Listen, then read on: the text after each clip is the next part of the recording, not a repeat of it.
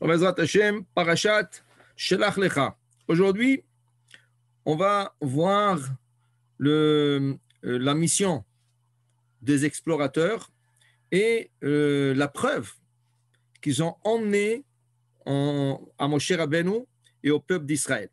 Alors voilà que la Torah nous dit que quand ils sont partis, Vayamim, Yeme Bikure Anavim, c'était l'époque de la cueillette de raisins. Et voilà que les explorateurs, ils arrivent, Vayavohu ad Nachal Eshkol. Ils arrivent à côté d'un fleuve. Ce fleuve s'appelle Eshkol. En hébreu, le mot Eshkol veut dire une grappe de raisin. Alors, pourquoi ça s'appelait Eshkol? Ken? Pourquoi ça s'appelait Eshkol? Rashi nous dit, Ken? Rashi nous dit, la makom haou karu Nachal Eshkol, alodot Eshkol asher kartu misham bnei Israël. Regardez une chose extraordinaire. Comment la Torah a nommé cet endroit Eshkol avant que les explorateurs sont arrivés déjà. Ça veut dire qu'avant qu'ils sont arrivés, cet endroit s'appelait Eshkol, comme si tu disais la grappe. Et c'est même pas arrivé encore l'histoire. Mais Akadosh Baruch Hu a prévu cette histoire. Et on a nommé cette place à côté de ce fleuve Nachal Eshkol. Et voilà que les explorateurs arrivent. Vaichretu misham zemora, ils ont coupé de cette place une grappe de raisin. Zemora, ce n'est pas une grappe. Eshkol anavim, c'est une grappe de raisin. Zemora, c'est la tige sur laquelle tient la grappe de raisin. Vaïsaou bamot bishnaim. Et ça a pris 2 pour le soulever. Si on ne lit pas de commentaires, sans commentaires, je comprends qu'il y avait 2 personnes qui ont soulevé cette grappe de raisin. Ça, c'est sans les commentaires. Encore, qu'est-ce qu'ils ont pris? Umin arimonim, ils ont pris 2 grenades. Alors, si la Torah ne dit pas combien, alors ils ont pris une grenade. Umin atenim, et ils ont pris des figues. Si on ne dit pas, ça veut dire qu'ils ont pris une figue. Donc, ils ont amené des raisins, des grenades et des figues. OK. Rashi. Vaïsaou bamot bishnaim. Ils ont transporté cette grappe en 2. Que veut dire en 2? Alors, regardez Rashi, qu'est-ce qu'il ramène? C'est une Gemara. Rashi nous ramène la Gemara, Sota 34. La Gemara dit comme ça. Mimashma, sheneemar, vaïsaouhu bamot. Si la Torah serait arrêtée là, vaïsaouhu bamot, voilà, vaïsaouhu, ils l'ont transporté avec un bâton. Okay? Si tu veux suspendre une grappe de raisin sur un bâton, combien de personnes ça prend pour le transporter? 2. Ça prend 2 personnes. Donc, la Gemara se pose la question, pourquoi il était nécessaire d'écrire Bishnaim?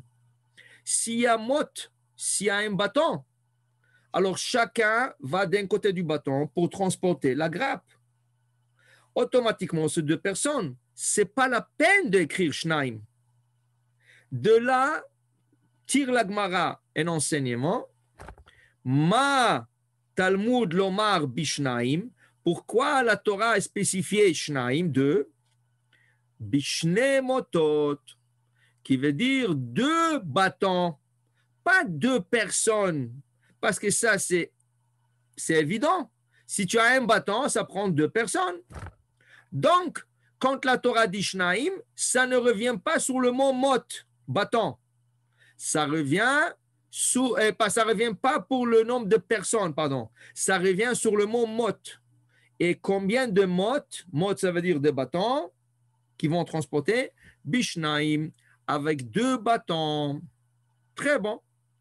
Alors, 2 bâtons, une grappe de raisin.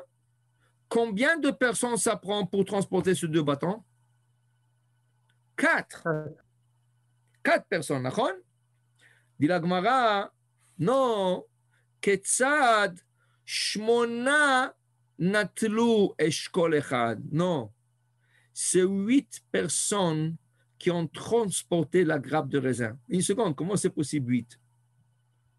Tu viens de dire que mot, shnaim, 2 bâtons. 2 bâtons, de chaque côté se met une personne, ça fait 4 personnes, ça ne fait pas 8.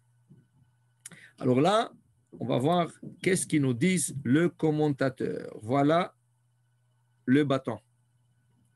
Il y en a qui pensent, oui, il y avait 2 bâtons principaux, hein? Mais comment tu peux suspendre une grappe de raisin sur 2 bâtons? Si tu mets un bâton ici et un bâton ici, où tu vas suspendre la grappe? Elle va tenir en l'air. Si tu mets un bâton ici ou un bâton ici sans ce bâton, où va tenir la grappe? Donc, quand on dit 2 bâtons, c'est 2 bâtons principaux supportés sous le bâton avec 2 autres bâtons. OK? Là, la pesanteur de la grappe qui va être attachée sur les 4 coins, OK, va tenir sur tous les 4 bâtons. Mais combien de personnes je peux mettre là-dessus pour transporter cette grappe? Alors voilà, de chaque extrémité, une personne. Alors je commence ici, 1, 2 personnes, 3 personnes, 4 personnes, 5 personnes, 6, 7, 8 personnes. C'est ça qui dit Rashi. Ils ont transporté cette grappe avec 2 bâtons principaux, soutenus avec 2 bâtons, attachés au milieu, et ça a pris 8 personnes pour soulever cette grappe de raisin. Ça, c'est une explication. L'autre explication, c'est la même chose, mais au lieu que ça soit une forme carrée de bâton, au lieu que ça soit une forme carrée, il y a une autre opinion qui dit que le bâton était en diagonale. Comment en diagonale? Encore 2 bâtons, sous le bâton, 2 bâtons diagonales, la grappe de raisin suspendue ici, au milieu, oui, au milieu, en bas, et encore 1, 2, 3, 4, 5, 6, 7, 8 personnes qui transportent le. Alors, en vérité, tout le monde sont d'accord que quand on dit 2 bâtons, c'est le 2 bâtons principal. Mais la Gemara explique que sous le bâton, on a mis du contrepoids pour pouvoir attacher la grappe au milieu, suspendue dans l'air. Et là, une fois qu'on avait ou ce type de disposition ou ce type de disposition, la grappe soutenait au milieu, oui, au milieu, mais on avait besoin de 8 personnes pour la lever, tellement dure qu'elle était. OK? Ça, c'est la disposition. Maintenant, on va voir la pesanteur de cette grappe de raisin. On va voir maintenant. On continue Rashi. Beshne motot, ça a pris 2 bâtons principaux. Haketzat, comment? Shmona, 8 personnes, natlu eshkol, ont soulevé la grappe de raisin. Echad, natal te'ena, une personne pour lever une figue. Imaginez-vous la taille de cette figue, un rocher, pas une figue. C'était tellement grand qu'une personne, il fallait qu'il soulève la figue. La figue que nous avons, nous, dans le marché, la plus grande, tu peux la donner dans la main d'un petit enfant de 5-6 ans, il va te la tenir comme ça. Ici, ça a pris une grande personne pour soulever toute une figue.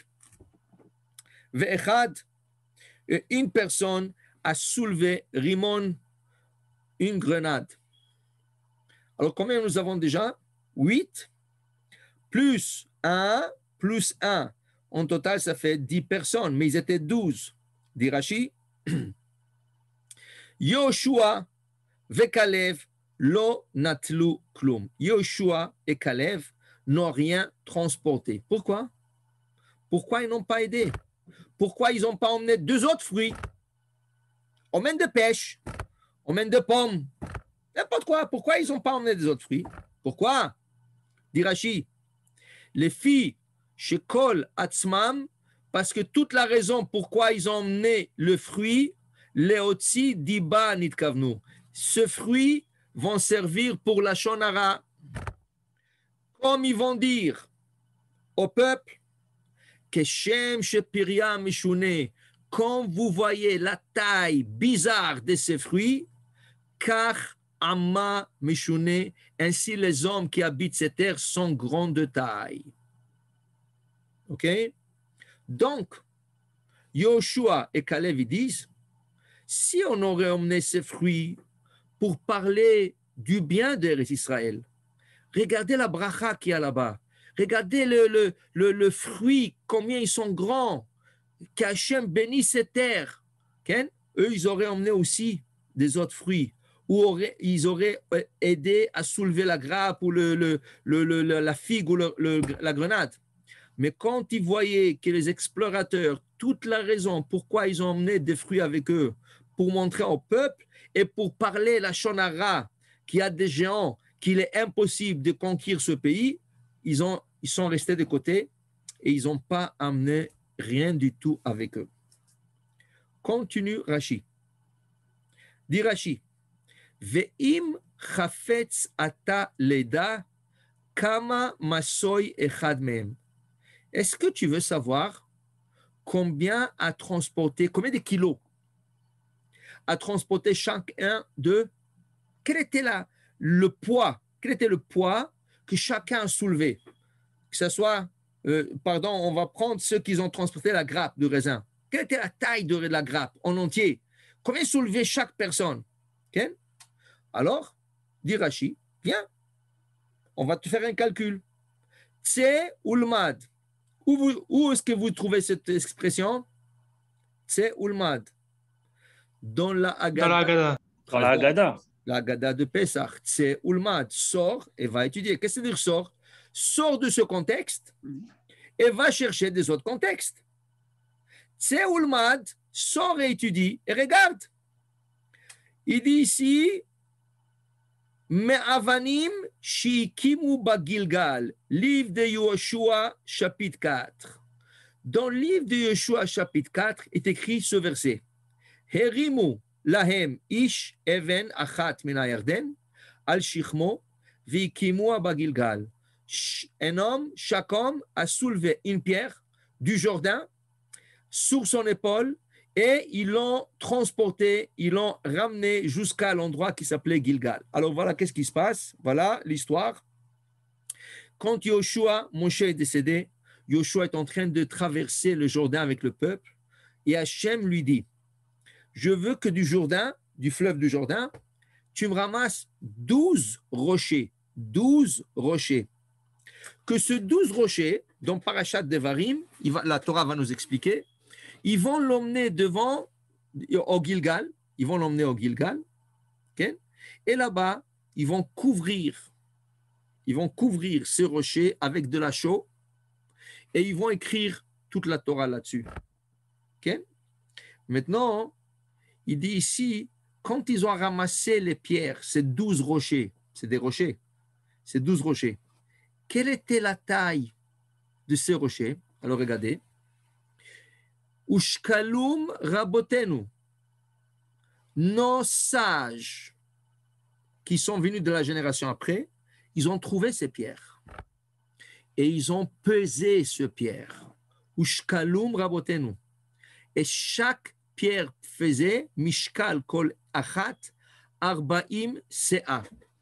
Chaque pierre mesurait 40 ca. Où est-ce qu'on se trouve? Où on trouve cette mesure de 40 ca? 40 ca, c'est le mikvé des femmes.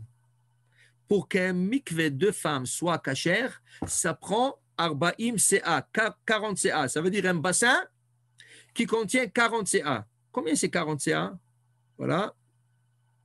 On va voir. On va aller chercher ça. 40 ca. Regardez. 40 ca, la mesure d'un mikvé, ça fait 400 kg, 400 litres ou 400 kg. Ça, c'est la plus petite mesure. Il y en a qui pensent que 40 ca, c'est 800 kg. OK? Discussion. Nous, on va aller avec la plus petite mesure. Et ça va nous donner des chiffres. Vous allez voir des grands chiffres.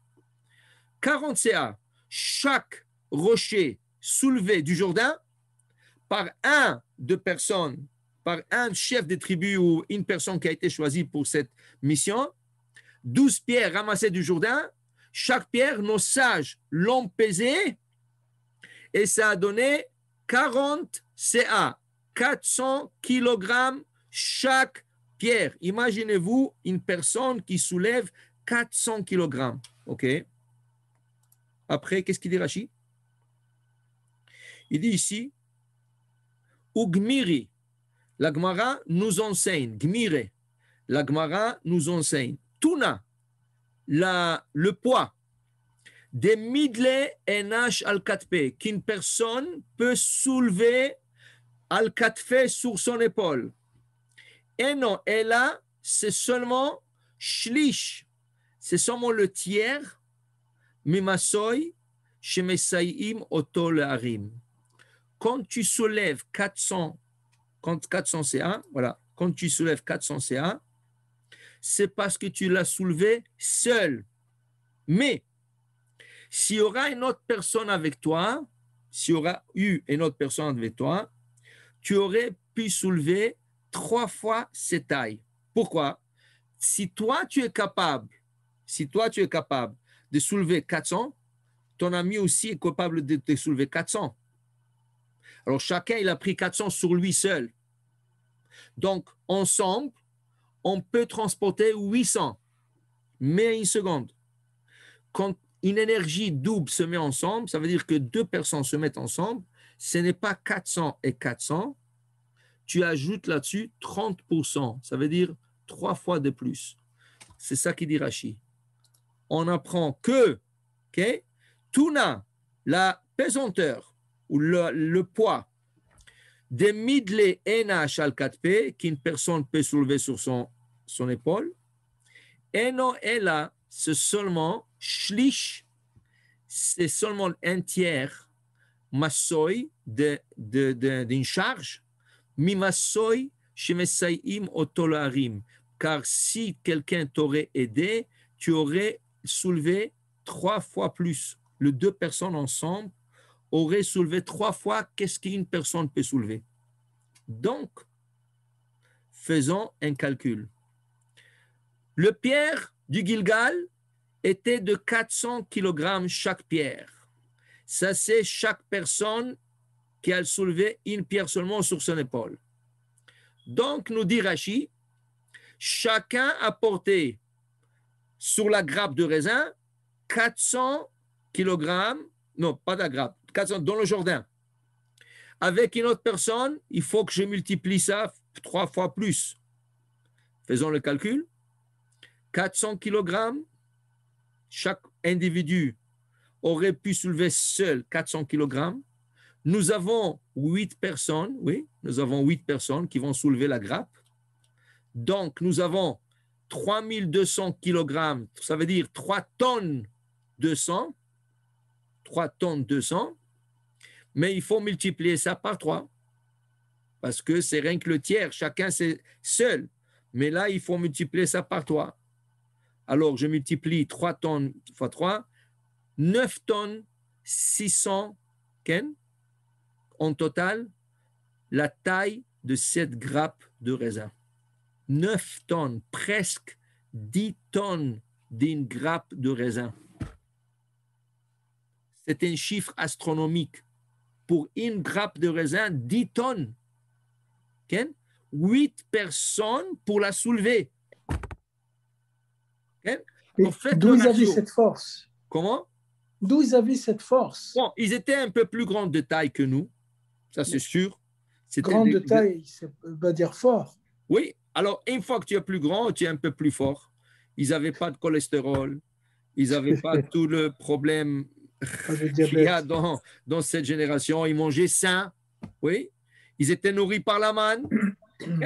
Mais, une seconde, ils étaient petits, avec tout ça, ils étaient petits par rapport de gens qui habitaient Canaan. Parce que cette grappe de raisin est en proportion avec les hommes. Donc, si tu prends une grappe de raisin aujourd'hui avec toi, prends la même proportion de cette grappe de raisin avec les gens. Et c'est pour ça qu'ils vont retourner et dire c'est des géants. Et qu'est-ce qu'ils ont dit? Nous étions à leurs yeux comme des sauterelles. Le ratio entre un homme et une sauterelle, c'était le ratio entre les explorateurs et les gens de la terre de Canaan. Wow. Inimaginable. Inimaginable. Wow. Et ça, ce n'est pas des histoires qu'ils ont racontées. Non, non. Ça, c'est la pure vérité. Tout ce qu'ils disent ici, les explorateurs, regardez la grappe, imaginez-vous les hommes, ils rapportent 100% de vérité. Mais qu'est-ce qu'on a dit toujours? La shonara, la médisance, c'est 100% de vérité. Parce que qu'est-ce qu'il voulait dire à travers ça?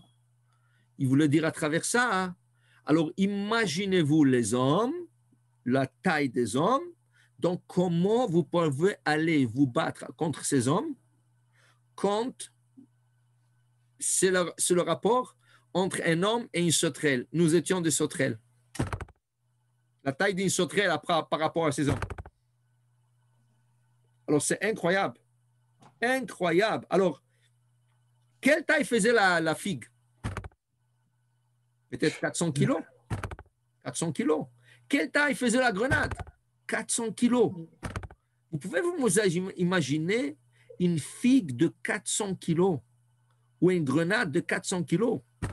C'est pour ça que la Gemara là-bas, dans le Sota, elle dit qu'à cette époque, il y avait une bracha, une bénédiction extraordinaire en Israël, qu'une fois ils ont écouté là-bas, à cette époque, d'une personne qui a hérité à son fils un raisin, pas une grappe, un raisin. Et la Gemara dit que cet enfant, cet fils-là, il a profité, il a mangé de ce raisin pendant 3 ans. Pour manger de ce raisin, il creusait dans le raisin. Quelle était la taille de ce raisin? Pas la grappe, du raisin. Du raisin. Ça, c'est la beracha, c'est la bénédiction qu'il y avait en Israël. Et c'est pour ça que Hachem nous dit Eretz, Zavat, Chalav, Udvash. C'est un pays qui coule le miel et le lait. Il y a une beracha extraordinaire. Ne vous en faites pas de ces hommes. Tout ça, c'est pour vous, pour profiter. Et voilà. Qu'est-ce qui arrive quand ils rentrent en Israël? Il y avait 7 nations. Akenaani, Vachiti, Vaimori, Vaperizi, Vaivussi, Vagigashi. Ken? Et voilà les 7 nations. Et qu'est-ce qui arrive? Une de ces nations, une nation, dès que les Juifs sont rentrés, l'armée Israël est rentrée, et elle est partie. Comment ça s'appelle? Le Girgashi. Si on aurait eu confiance en Hachem, et si on serait rentré, tous, ils seraient partis d'eux-mêmes de peur. Avec toute leur taille, avec tout ce qu'ils étaient grands, ils avaient peur d'armée Israël. Ils avaient peur d'armée Israël. Où est-ce qu'on le voit? Comment on sait qu'ils avaient peur du peuple juif? Voilà, on voit que quand Yoshua Binoun, l'élève de Moshe Rabbeinu, quand il rentre en Israël pour la première fois, il traverse le Jourdain, la première ville à qui il va faire pour l'attraper et conquérir, c'est Jéricho qu'ils appellent. Il envoie 2 espions. Quand il arrive là-bas, il arrive chez une femme qui s'appelle Rachav. La femme leur dit, je sais que vous êtes des espions et je sais que vous faites partie du peuple juif, mais sachez une chose, elle leur dit clair, sachez une chose, nous avons tous peur de vous. Nous avons entendu la traversée de la mer Rouge, nous avons entendu tout le miracle qu'Hachem vous a fait en Égypte, nous avons entendu tous les miracles qu'Hachem vous fait dans le désert et nous avons peur de vous. Elle leur dit ça. Ça veut dire, elle dit qu'est-ce que les gens parlaient dans la rue à Jéricho. Quelle taille? On vient de voir la taille de ces personnes. Quelle était la taille Imaginez-vous, la Gemara de Masechet Megillah nous raconte Jéricho était presque impossible de conquérir. Vous savez pourquoi? Ils ont construit une muraille qui a entouré toute la ville et la muraille faisait une largeur de la même hauteur, qui veut dire, si l'auteur de cette muraille faisait 30 pieds ou 40 pieds, la largeur de cette muraille faisait 30 à 40 pieds. Dit la Gemara, impossible de la défoncer, cette muraille. Impossible. Mais qui c'est qui peut construire une muraille pareille? Des géants. Des géants. Et là, qu'est-ce qui arrive? Hachem dit, moi, je ne vais pas fatiguer mes enfants à assiéger cette ville, à conquérir. C'est leur première guerre. C'est leur première guerre. Je vais leur fatiguer avec ça. Qu'est-ce qu'Hachem dit de faire? Ramassez-moi tout le Kohanim qu'ils vont entourer cette ville pendant 7 jours, une fois par jour. Premier jour, dimanche, lundi, mardi, mercredi, jeudi, vendredi. 7e jour, samedi, Hachem demande que tout le peuple accompagne le Kohanim en faisant 7 tours. 1, 2, 3, 4, 5, 6, 7. Et au 7e tour, Hachem demande de sonner le chauffard, que tout le Kohanim sonne le chauffard. Ils font ça, et qu'est-ce qui arrive? La muraille s'enfonce dans la terre. La Gemara dit, il était impossible que cette muraille tombe, parce que si elle tombait, il y aurait eu tellement de pierres que l'accès serait impossible. Alors, qu'est-ce qu'Hachem fait? Il fait enfoncer la muraille dans la terre, elle s'enfonce, elle s'enfonce, elle s'enfonce, elle se mettra par terre, et là, on traverse sans muraille, on attrape la vie. Hachem ne manque pas de possibilités. Il leur dit, mes enfants, n'ayez peur, ne craignez rien. Rien que rentrez en Israël. Ils vont se dégager devant vous. Ils vont disparaître devant vous. Vous n'avez même pas à faire de guerre. Adonai, ilachem lachem, ve'atem tacharishun. Vous avez que à vous taire, rentrez et laissez Hachem faire vos guerres. 31 guerres. Laissez Hachem s'occuper de ça. Mais non. Ils avaient peur, ils avaient des doutes. Quand il y a peur et quand il y a des doutes, alors tu le fais à la naturelle. Mais à la naturelle, ça prend beaucoup d'efforts. Eux, ils ont regardé ça avec un œil naturel, qui veut dire, regardez les fruits, faites le ratio et la proportion avec les hommes, impossible de rentrer. C'est vrai, naturellement, il était impossible de rentrer à Canaan à cette époque à cause de géants qui ont existé là-bas. Et une seconde, est-ce que nous ne sommes pas les enfants d'Abraham? Et Abraham Avinu, qu'est-ce qu'il a fait? Abraham Avinu apprend que son neveu Lot a été capturé par des géants, les géants qui avaient là-bas, il a été capturé, des géants qui étaient quatre nations qui sont regroupés ensemble, qui sont partis faire la guerre contre 5 nations. Les 4, ils étaient tellement forts qu'ils ont battu les 5. Ils ont capturé l'autre. Et Abraham dit, quoi? Moi, je promets à mon neveu d'être de ce côté. Il est sorti avec son serviteur Eliezer, seul, 2 personnes, contre des centaines de milliers de personnes qui sont des géants qu'on appelait Néphilim. Pourquoi il s'appelait Néphilim, dit Rashi? C'est lui qui regardait une de ces personnes, il tombait, Nophel, il tombait de peur. Rien que tu voyais la personne, la taille de la personne et le visage cruel de cette personne, tu tombais de peur. Et Abraham, seul, avec son serviteur, il sort en guerre contre les 4 rois, avec 4 pays ensemble, et il gagne la guerre. Comment il a gagné la guerre? Le Midrash nous dit, il a pris du sable, il commençait à jeter sur eux. Chaque grain de sable tournait en flèche. Alors, imaginez-vous, il prend un peu de sable, il jette comme ça, chaque grain devient une flèche, alors il reçoit des flèches et des flèches, il tombe, le reste se sauve, et Abraham ramène l'autre. Hachem ne manque pas des miracles et des possibilités. De quoi vous avez peur?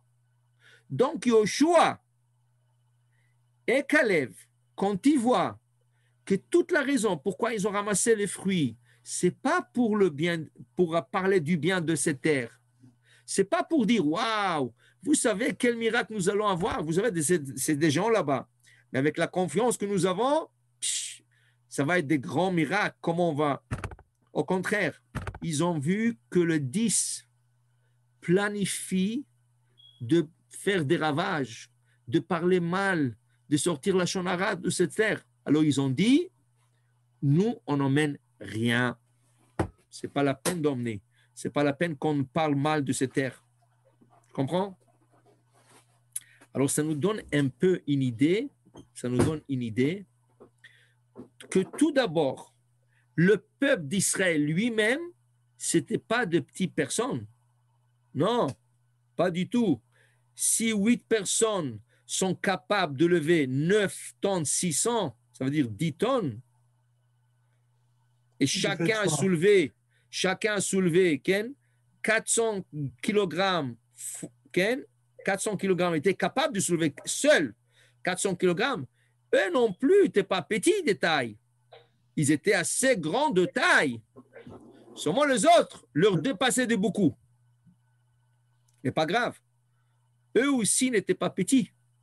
Si tu aurais pris la différence entre nous et eux, pour nous, la génération du désert serait des géants. Okay? On dit que Moshe et Aaron, leur taille était 2,50 m. Ça veut dire tu parles de 7 pieds et demi. Moshe et Aaron. Et c'est sûr peut-être qu'il y avait des personnes plus grandes dans le camp. Plus grandes de taille. Ça veut dire plus grand de taille. Okay? Moshe faisait 7 pieds 5. Okay? Peut-être qu'il y avait des personnes de 8 pieds, de 10 pieds. Okay? Mais avec tout ça, les géants faisaient 50 pieds et plus. 50 pieds. Imaginez-vous une taille d'une personne. Mais ça ne veut rien dire. Car Hachem te dit, ce n'est pas ta force qui va gagner. Si tu penses que tu vas gagner avec ta force, tu n'as aucune chance. Donc, tu dépends complètement d'Hachem. Mais pour dépendre d'Hachem, il faut que tu aies la confiance 100% en Hachem. Et quand tu l'as, tu gagnes. Et tu arrives à faire des choses qui sont surnaturelles. Surnaturelles. Alors, une autre chose. Oui. Est-ce qu'on a des exemples aujourd'hui de la présence d'Hachem? Ça veut dire? Parce que toutes ces choses-là sont arrivées dans le temps. Tout était hors proportion. Oui. Hachem, comme vous dites, faisait des miracles, c'était tant mieux. OK. Mais est-ce qu'on vit ce genre de situation pré-messianique ou messianique? Oui, on n'a pas allé loin. On reculant une semaine en arrière, 2 semaines en arrière. Combien de missiles sont tombés en Israël? 3200? 4000. 4000? 400 oui. CA. Vous savez qu'est-ce que c'est un missile? Un missile peut détruire tout un quartier. Un pâté de maison, oui. Okay? Combien de personnes sont mortes? Oui. Et la majorité des personnes qui sont mortes sont des Arabes. Ils ont tué leurs frères. Ce n'est pas des miracles, ça? Oui, c'est le dôme de fer. C'est ça. Mais le dôme de fer, c'est qui? C'est Hachem. Okay? Parce que tu peux avoir le meilleur dôme de fer au monde. Si tu rates un missile, tu rates. Et le missile qui ont été, le dôme de fer, ils disent 90%, mais il y a quand même 10% qui sont tombés. Alors, prends 10%. Okay? Quoi? 4000 missiles? 10% de 4000 missiles, c'est 400 missiles qui sont tombés. Okay? Alors, combien de personnes seraient mortes, Chas v'Shalom? Oui, effectivement, oui. Ce n'est pas des miracles qu'Hachem nous protège. On le voit. Quand il y avait la guerre du Golfe, il y avait 39 missiles qui sont tombés en Israël. C'était des grands missiles. Oui. Une personne morte. Pas plus que ça. Ok. Ok? Donc, on peut faire cette.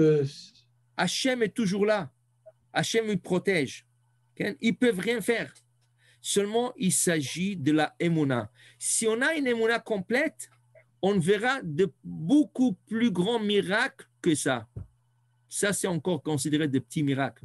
Si on aurait eu la émouna complète et on aurait étudié la Torah et on aurait fait des prières, on serait vraiment unis et pas désunis avec tout ce qui se passe maintenant en Israël avec les désunions, on aurait vu des miracles extraordinaires. On le voit, c'est pas qu'on ne voit pas, mais des miracles beaucoup plus grands que ça. Beaucoup plus grands que ça. Alors, on le voit. On n'a pas besoin d'aller loin. On voit le miracle d'Hachem. On voit la main d'Hachem. Okay?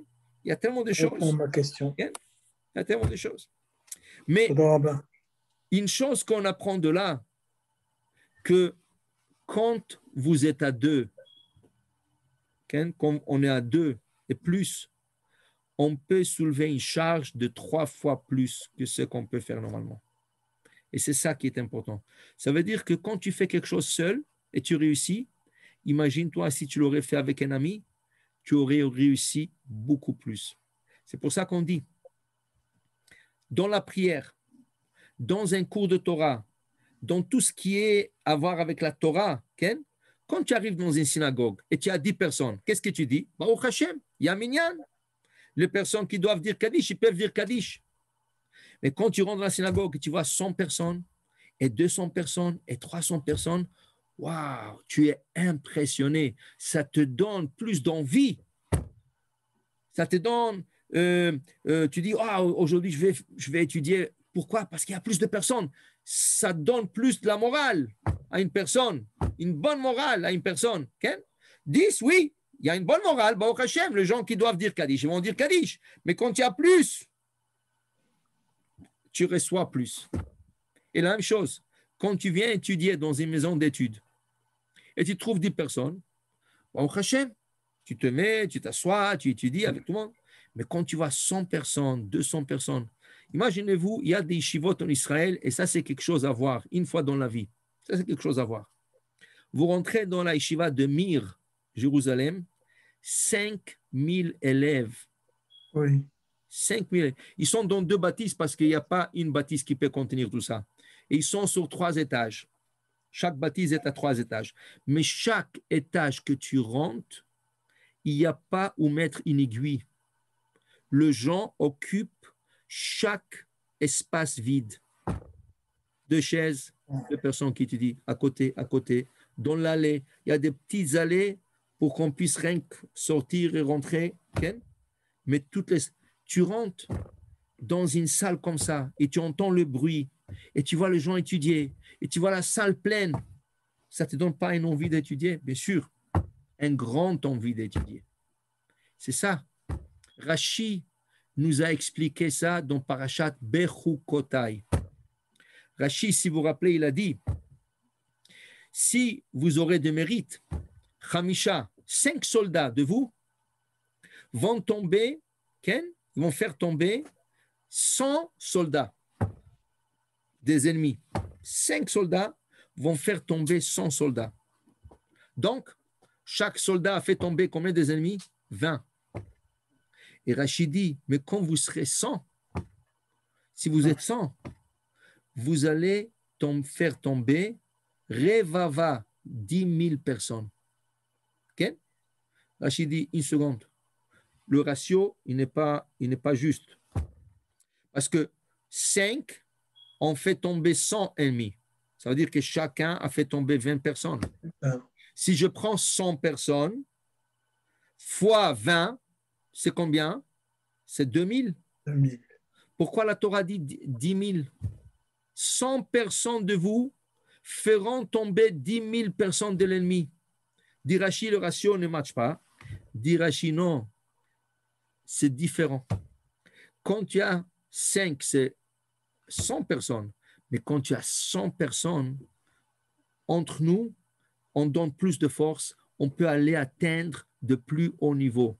Donc, dit Rashi, la Torah nous enseigne là-bas dans Parashat Bechukotai, quand tu as 5 personnes qui étudient, okay, tu peux influencer peut-être 100 personnes. Mais quand tu as 100 personnes qui étudient, eux, ils peuvent influencer 10 000 personnes. Ce n'est pas pareil quand une personne apprend seule ou dans un groupe de 10 personnes ou dans un groupe de 100 personnes.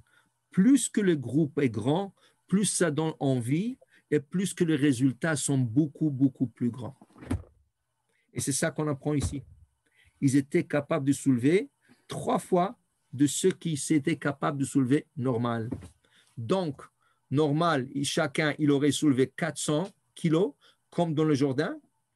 Et là, avec 8 personnes fois 3 fois, oui, 3 fois de plus, ça a donné une grappe de raisin de 9 tonnes 600. Imaginez-vous. Alors, quand on a écrit le pamphlet de Shabbat, le correcteur, il a appelé Roland et dit, je crois que vous êtes trompé. Il a dit, quoi, c'est pas possible. Alors, je dis à Roland, rien que dis-lui, va voir Rachid. Qu'est-ce qu'il dit? Et ça, c'est pas, Rachid ne l'a pas dit de lui. Qu'est-ce que Rachid dit? Qu'est-ce que Rachid dit? Vous vous rappelez, voilà. Qu'est-ce que Rachid a dit? Rachid dit que nos sages sont partis mesurer. Ushkalum rabotenu. Nos sages sont partis mesurer le pierre du Jourdain. Et selon ça, ils sont arrivés à tout ce calcul. Et tout ce calcul, c'est sur la plus petite mesure, 400 kg. Mais selon le Chazon Ish, que le 40 CA fait 800 kg, ça veut dire que chacun dans le Jourdain a soulevé une pierre de 800 kg, multiplier ça par 3, okay, par 8 et par 3. Par 8 et par 3. Donc, je dois multiplier 9 tonnes 600 par 2. Parce que là, j'ai calculé ça rien que sur 400 kilos. 800 kilos, c'est 2 fois plus. Donc, ce résultat de 9 tonnes 600, je dois multiplier par 2 selon le Chazon Ish. Tu parles de 20 tonnes presque. 20 tonnes d'une grappe de raisin. Tu sais qu'est-ce que c'est 20 tonnes? C'est un camion, plus grand qu'un camion. C'est un conteneur. Conteneur. Qu'est-ce qu'ils ont soulevé? Hein? Voilà. Magnifique. Ça, c'est l'Agmara que Rashi a emmené. Rashi ne dit pas de lui-même. Voilà. Tout ça, on vient d'apprendre tout ce bloc de Rashi. C'est Ingmara de Masechet Sota, la page 34a. Et celui qui ne croit pas, il croit que c'est exagéré ou croit que c'est trop. Voilà. Nos sages ne racontent pas de bêtises. Nos sages ne racontent pas n'importe quoi. Tout est calculé. Et voilà, les calculs est là-bas. Tov. Alors maintenant, voilà. Alors, ils ont soulevé. Alors, vous avez appris aujourd'hui. Je vais rien récapituler ce qu'on a appris. Que quand la Torah dit Bamot Bishnaim, on a soulevé. On a soulevé. Ça veut dire, eux, ils ont soulevé la grappe à 2. Bamot. Bishnaim. Alors, Rashi nous dit Shnaim, ce n'est pas 2 personnes. Shnaim, ça veut dire 2 pôles, 2 bâtons, 2 grands bâtons. Mais pour pouvoir suspendre la grappe sur le bâton, il fallait du support, dit la Gemara. Donc, ça a donné 4 bâtons. 2 principales et 2 bâtons supporteurs. Qu'on les a mis directement comme ça en ligne droite, ou qu'on les a mis en diagonale, 1 ou 2, ça a donné que la grappe, cette grappe a pesé 10 tonnes. Maintenant, un commentaire, ça c'est l'Ichvot Shabbat, vous pouvez le dire à table, comme un Dvar Torah, un commentaire. Le Rabbi Yonatan Ben Uziel, le petit élève, je dis petit entre guillemets, le petit élève de Rabbi Hillel Hazaken, c'était le plus petit de Hillel Hazaken. Rabbi Yonatan Ben Uziel, qui était, on dit quand il étudiait, les oiseaux qui passaient sur sa tête, elles se faisaient brûler. Il nous dit Bamot Bishnaim, son explication Shnaim, ça ne revient pas sur le bâton. Lui dit carrément qu'il n'y avait que 2 personnes qui ont soulevé la grappe. C'est complètement différent de la Gemara qui a emmené Rashi. Lui, il est dans l'opinion que soulever la grappe, il y avait 2 personnes qui ont soulevé une grappe très pesante. Elle peut être toujours 10 tonnes, mais rien que 2 personnes qui l'ont soulevée. Qui étaient les 2 personnes qui l'ont soulevée, dit Rabbi Natan ben Uziel? C'était Yoshua, Binun et Kalev. Et pourquoi ils ont soulevé cette grappe tous les deux?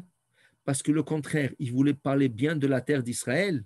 Alors, ils voulaient emmener un échantillon de la bénédiction qu'il y a en Israël. De là, vous comprenez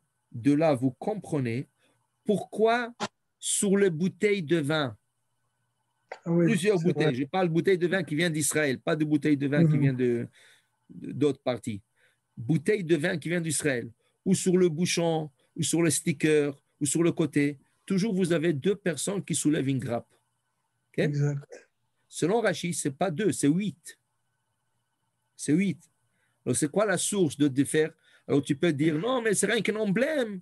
Alors, ils ne pouvaient pas mettre 8 personnes, ça va être exagéré, l'emblème ne va pas être si beau, l'emblème doit être quelque chose de significatif. Tu peux dire.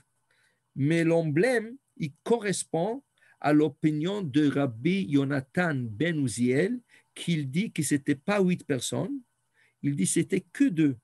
Et les 2 étaient justement Kalev et Yoshua. Que Rashi nous dit qu'eux, ils n'ont rien transporté. Mais Rabbi Yonatan ben Uziel dit, c'est le contraire. C'est les autres qui n'ont rien transporté parce qu'ils ne voulaient pas emmener la bracha d'Israël pour montrer la bénédiction d'Israël. Et c'est Yoshua et Kalev qui ont emmené la grappe pour montrer la bénédiction d'Israël.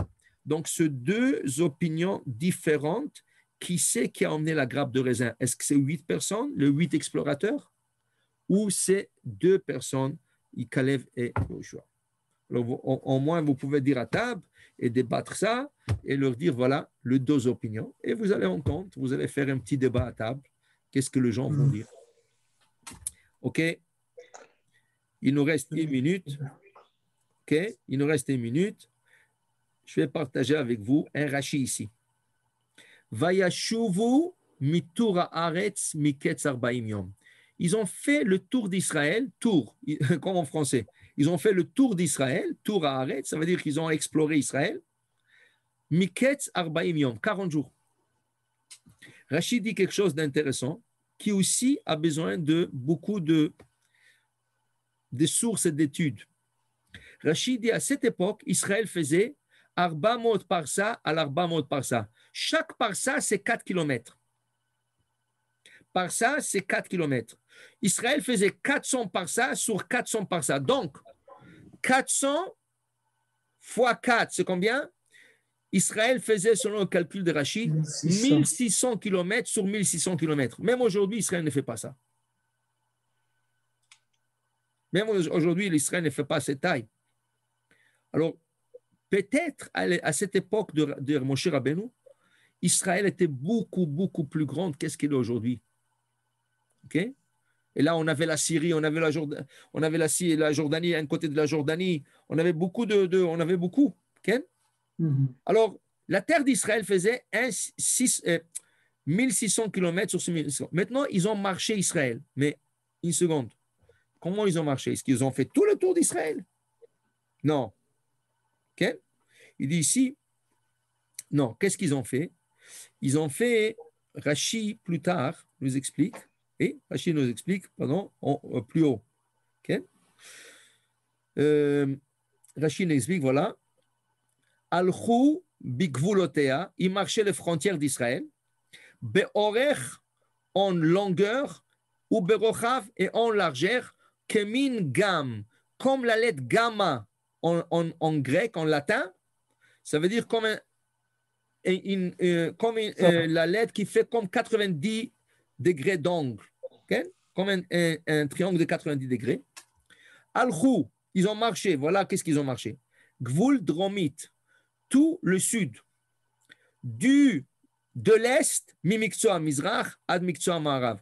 Donc le sud au complet, d'un côté qui commence par le est, qui termine par l'ouest, tout le côté sud, ils ont fait tout le côté sud. Okay?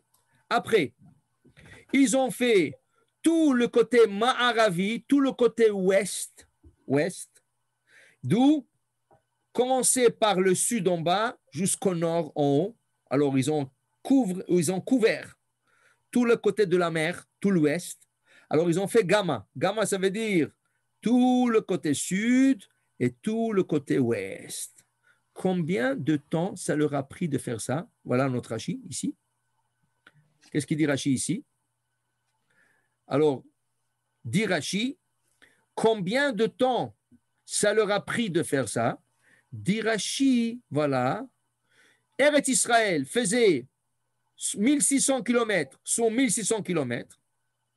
Ma'alach, Adam Benoni, une personne moyenne, combien elle peut marcher par jour? Une personne moyenne, combien elle peut marcher par jour? Ma'alach, Adam Benoni, Asara par Saot, 10 par ça c'est 4 km. Une personne peut marcher 40 km par jour. Are Ma'alach, Arbaim Yom. Donc, si une personne peut marcher 40 km par jour, combien faisait le côté sud d'Israël du but? Ça veut dire, si on prend le but côté est jusqu'à l'ouest, 1600 km. 40 km par jour, combien de jours pour parcourir ça? 40 jours. 40 jours, par 40 km par jour, ça donne 1600 km. Rachid s'étonne. Alors, une seconde. Alors, comment c'est possible qu'ils ont marché tout le sud et tout le Ma'arav et tout l'ouest? En 40 jours, ils ont pu marcher rien que le sud. Impossible de marcher l'ouest. Et là, la réponse dit Rashi, Shegailui lifnei Akadosh Baruch Hu shigzor alehem yom lashana. Akadosh Baruch Hu savait déjà qu'ils vont être punis chaque jour qu'ils ont exploré la terre, ils sont venus parler mal de la terre, ça va leur coûter 1 an de tour dans le désert. Donc, il leur a raccourci le chemin qui sert l'ifnei maderer. Donc, l'exploration qui aurait dû prendre 80 jours, ça veut dire tout le sud en 40 jours, tout le ouest en 40 jours, ils l'ont fait en total en 40 jours. Pourquoi? Parce qu'Hachem ne voulait pas qu'ils soient punis 80 ans. Il voulait raccourcir la punition à moitié. Alors, il leur a fait kfitzat haderech, raccourci de chemin, pour qu'ils puissent faire tout le tour d'Israël en 40 jours au lieu de 80 jours. Et là, quand ils vont revenir et parler le mal, il leur a dit Yom Lashana, pour chaque jour, ça va vous coûter 1 an dans le désert. Alors, vous avez marché 40 jours, ça va vous coûter 40 ans. Regardez le chesed, la bonté d'Hachem. Même dans la punition, il a pris ça en considération. Il ne voulait pas qu'il continue à tourner dans le désert 40 ans de plus. Il leur a raccourci ça à moitié. Et voilà, jusqu'à là, l'histoire des explorateurs, la grappe de raisin et la tour d'Israël. Et Bezrat Hashem, demain, nous continuerons sur un nouveau sujet. Baruch Adonai Le'olam. Amen ve Amen.